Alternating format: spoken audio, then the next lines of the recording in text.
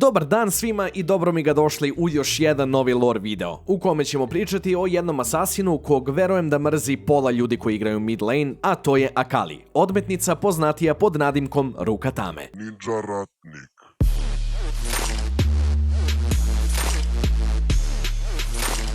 Ninja ratnik.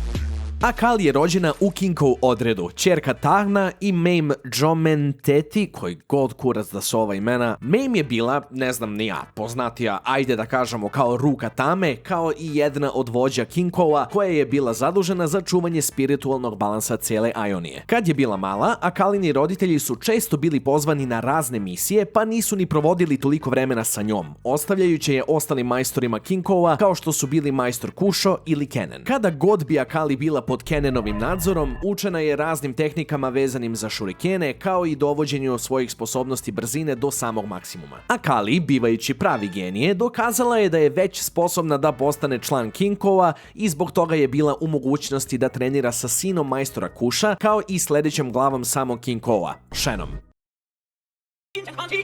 River Shen. Tokom invazije Noxusa na Ioniju, usvojeni sin majstora Kusha, kao i nekadašnji učenik Zed, vratio se nazad u Kinkow nakon što je završio sa ratom kom je bio primoran da prisustvuje. Zajedno sa armijom svojih podanika, Zed je odlučio da obori ceo Kinkow odred i ubije majstora Kusha, te transformiše ceo Kinkow odred u red senki. Zed i njegovi podanici uspevaju da ubiju ostatak Kinkowa, kao i Akalinog oca Tahnoa. Na svu sreću, Akali je uspela da pobegne u jedan hram koji je već dugo vremena bio napušten, zajedno sa preostalim ljudima iz Kinkowa, kao i njenom majkom, Kennenom i Shenom. Negde u planinama, Shen je odlučio da krene ponovo da gradi Kinkow odred, vraćajući 3 glavne filozofije kojima su se vodili i pre. Pažljivo posmatranje zvezda, prolazak suda u kretanju oko sunca, Harvi šta je bre ovo? I eliminacija neravnoteže orezivanjem drveta. Nakon što je Akali napunila 9 godina, postala je jako dobra prijateljica sa jednom od studentkinja koja se zvala Faye. Kao Mamein učenik i potencijalni vođa novorođenog Kinkowa, Akali je, iako dosta dobra u onome što radi, bila previše nestrpljiva i nije htjela nikoga da sluša, pa je zbog toga nanosila mnogo štete Faye i ostalim studentima. Dok je trenirala i igrala se, Akali i ostali studenti naleteli su na bandu ratnika koji su pripadali na Vori bratstvu, Ionijinoj nacionalnoj grupi koja je nastala nakon Noxusove invazije i koja je trenutno bila u potrazi za ratnicima koje će naterati da im se pridruže. Akali se, zajedno sa grupom studenata, sakrila iza drveta ne želeći da dovede bratstvo do Kinkow hrama. Koristeći razne zamke i trikove, uspjeli su da uplaše ratnike, terajući ih da misle da je šuma zapravo ukleta. Ali, naravno, u tom procesu su uspjeli da slučajno naljute neko iskvareno šumsko biće koje je krenulo da ih napada i zarobi u svoju lozu. Što kaže Boban Rajović, takva ti je takva moja loza. Oh, brother, this guy stinks! Okej, nikad više. Nakon što je Akali napunila 14 godina, otišla je na Kinkow trening, imajući za cilj da jednog dana nadmaši svoju majku i postane nova Ruka Tame. Iako nije posjedovala nikakve magične moći, kao ostali studenti, uspela je da se dokaže isključivo sposobnostima koje je već imala. Kako se Noxusova invazija završila i red senki postajao sve jači, Akali je shvatila koliko njeni ljudi zapravo pate zbog toga. Počela je da preispituje samu ulogu Ruke Tame i da li je zaista ispunila svoje dužnosti orezivanjem drveta. Brate mili. Apsolutno ne kontam ovo orezivanje drveta, ali samo pratim skriptu, ja ovdje samo radim. Hvala ti, Harvey. Shen ju je konstantno zarobljavao i učio tehnikama meditacije i mantrama kako bi uspeo da joj pripitomi dušu. Međutim, Akali je mislila da je to samo usporava umjesto da joj pomaže na bilo koji način. Zbog toga se svađala sa njim i nije slušala ni jedno njegovo naređenje, ubijajući svakog protivnika Ionije na kog je naišla. Na kraju je odlučila da napusti odred, otvoreno im rekavši da smatra da više štete nanosi nego što doprinosi samoj Ioniji. Time je zvanično ostavila titulu Ruke Tame, a Shen ju je pustio, verujući da je to put koji mora sama da prođe. U jednom priobalnom selu Vehle, Akali odlazi na misiju da ubije odbornika Puboea. Ova imena ima da me ubi. Koji je prodao svoju naciju Noxusu u zamenu za novac i bezbedan prolaz kroz selo. Također, mali note, u jednom klipu sam rekao Velhe, a ovdje je Vehle i onda sam skontao da je zapravo Vehle, tako da izvinite ljudi. Pre toga je odlučila da posjeti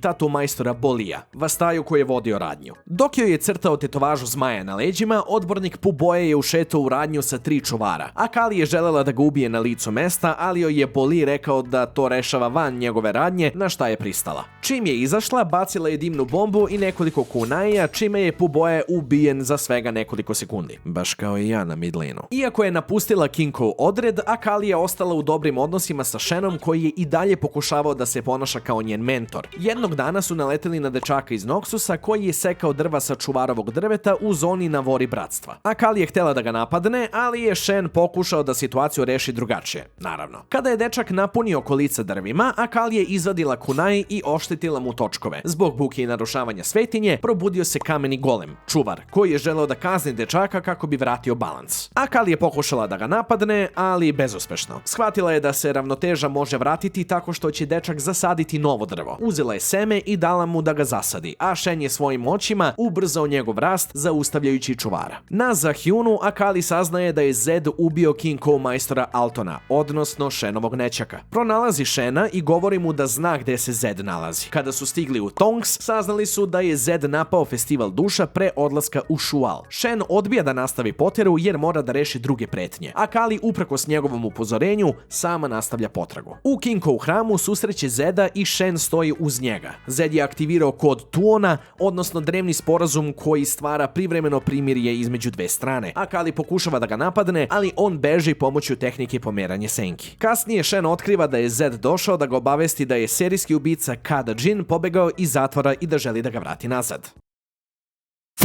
Tragovi ih dovode do Nante, potencijalne Džinove žrtve. Akali vidi da Džin beži brodom ka Piltoveru i kreće za njim. U Piltoveru i Zaunu saznaje da je Džin malo tamo puckao trgovce i konačno ga pronalazi u teatru gdje ju je namamio kao 4. žrtvu svog bolesnog umetničkog plana. U borbi uspeva da ga savlada, ali Shen insistira da ga poštedi jer mora biti vraćen živ u Ioniju. Zed ga zatim hvata i zahteva objašnjenje kako je pobegao. Džin odgovara zagonetno, nagoveštavajući da Zed već zna komu je pomogao. Na kraju odlučuju da ga vrate u Ioniju. Kasnije, Noxus započinje drugu invaziju na Ioniju, šaljući ogromne armije i besmrtnog Sayona. Irelia prva staje u odbranu, ali joj se pridružuju Akali, Kennen, Karma i Yasuo. Tokom borbi, Akali napada Sayona dimnim bombama pre nego što se ostatak saveznika uključi u završni napad protiv Noxusa. Ovim se završava Akalina priča do sada. Nadam se da vam se ova epizoda svidela. Ekipa i ja se trudimo da vam što bolje dočaramo ove lore klipove, kao i da ostanemo verodostojni samoj priči igrice i istaknemo sve što treba. Također, napravili smo Discord server za sve vas no-lifer